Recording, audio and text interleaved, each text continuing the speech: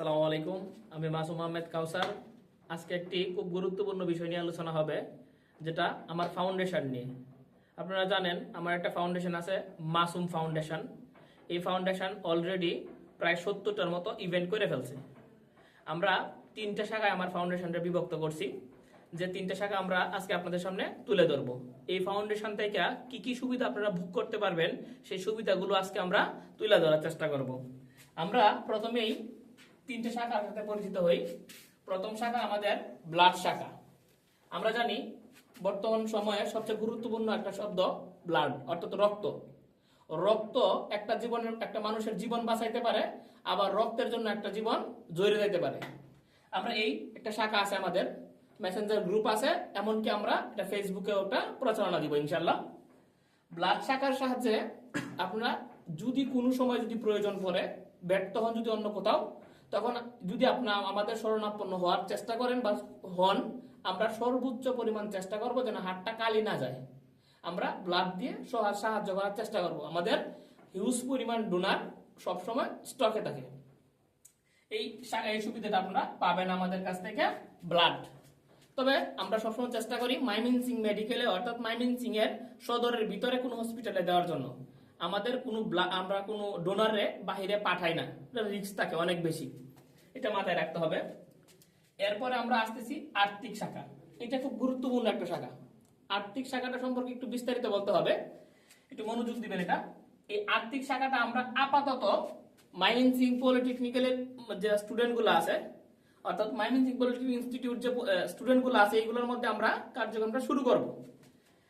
যেমন এটা আমরা কিভাবে দিব? আমরা দিব যদি কোনো স্টুডেন্ট সাময়িক সময়ের জন্য অসুবিধায় পড়ে, যেমন শেষ ম্যাচে থাকে, তার টাকাটা 2 দিন পরে আসবে, 10 দিন পরে আসবে, অথবা 15 দিন পরে আসবে, অথবা 1 মাসের সমস্যা তার, বা ফর্ম ফিল আপ করতে পারতেছে না, সাময়িক সময়ের জন্য টাকাটা আমরা তারে দিব হাওলাত হিসাবে। সে নির্দিষ্ট সময় পরে সেই পরিমাণ টাকা আবার কি করবে, সে আমাদের ফাউন্ডেশনে ব্যাক দিবে। কোনো ধরনের কোনো বেনিফিট দিতে হবে না আমাদের। আমরা এই প্রসেসটা এই সিস্টেমটা চালু করছি। এই সুবিধাটা যদি কোনো স্টুডেন্ট গ্রহণ করতে চায়, তার 2টা জিনিস ফলো করতে হবে। তার জন্ম নিবন্ধন অথবা ভোটার আইডি কার্ড। যাদের ভোটার আইডি কার্ড হয়েছে, তারা ভোটার আইডি কার্ডের একটি ফটোকপি দিবে, অথবা জন্ম নিবন্ধনের একটা ফটোকপি দিবে, এবং তার বাবা মার অনুমতি থাকতে হবে এখানে। সেই সাপেক্ষে সে আমাদের কাছ থেকে এই সাহায্যটা সে গ্রহণ করতে পারবে।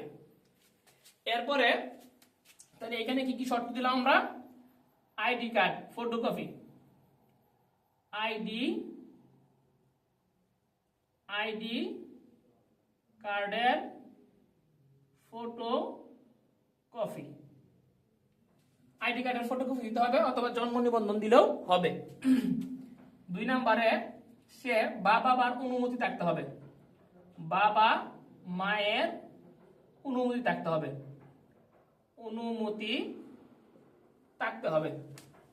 এখন আর্থিক সাহায্যটা নিলে অবশ্যই এটা ব্যাক দেওয়ার মন মানসিকতা থাকতে হবে। ব্যাক দেওয়ার মন মানসিকতা যাদের থাকবে না, তারা অনুগ্রহপূর্বক এটার জন্য অ্যাপ্লাই করবেন না। এরপরে খাদ্য বিতরণ। আমরা চেষ্টা করি প্রতি সপ্তাহে অথবা প্রতি 15 দিনে একদিন, যেখানে মানুষ খাদ্য পায় না, অর্থাৎ যেখানে ভালো খাদ্য তারা স্বপ্নে দেখে, সচরাচর তাদের ভাগ্যে জুটে না, সেই জায়গাগুলো আমরা কি করি, যাই, এবং আমাদের সাধ্য অনুযায়ী এটা আমরা চেষ্টা করি বিতরণ করার জন্য। এখন পর্যন্ত আমি আমার ব্যক্তিগত অর্থের মাধ্যমে এটা পরিচালনা করতেছি। যদি আমরা কারোর কাছে সাহায্য চাই না, যদি কেউ ইচ্ছাকৃতভাবে আমাদের ফাউন্ডেশনে টাকা দেয়, এটা আমরা গ্রহণ করি। আমরা কিন্তু কোনোভাবে কারো কাছে সাহায্যের হাত বাড়াই না। এটা নিজ ইচ্ছায় স্বেচ্ছায় যদি কেউ দেয়, তাহলে গ্রহণ করা হয়। তাহলে এই 3টা আমাদের বর্তমানে মাসুম ফাউন্ডেশন কর্তৃক পরিচালিত আছে। আপনারা আমার জন্য দোয়া করবেন। আমার অনেক ইচ্ছা, অনেক স্বপ্ন, এই ফাউন্ডেশনটা একদিন অনেক বড় হবে এবং মানুষের পাশে দাঁড়াবে এই ফাউন্ডেশন। আমার খুব ইচ্ছা, যদি আমি কোনোদিন আরো ভালো কিছু করতে পারি, আমার প্রায় 50% আমি 15% আমরা কি করবো, এই ফাউন্ডেশনে দান করব। আমি আমার যা ইনকাম আসবে, মান্থলি যা এখনো যা মান্থলি ইনকাম আসে, আমি আমার কিছুটা অর্থ আমি এই ফাউন্ডেশনে দেই এবং চেষ্টা করি এই ফাউন্ডেশনটা সচল রাখার জন্য।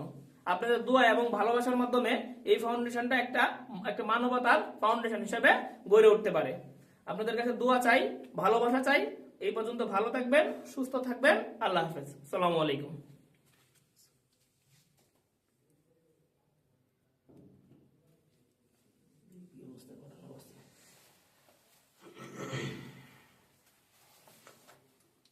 মুরব্বি, ফাংশন লাগবে একটু না।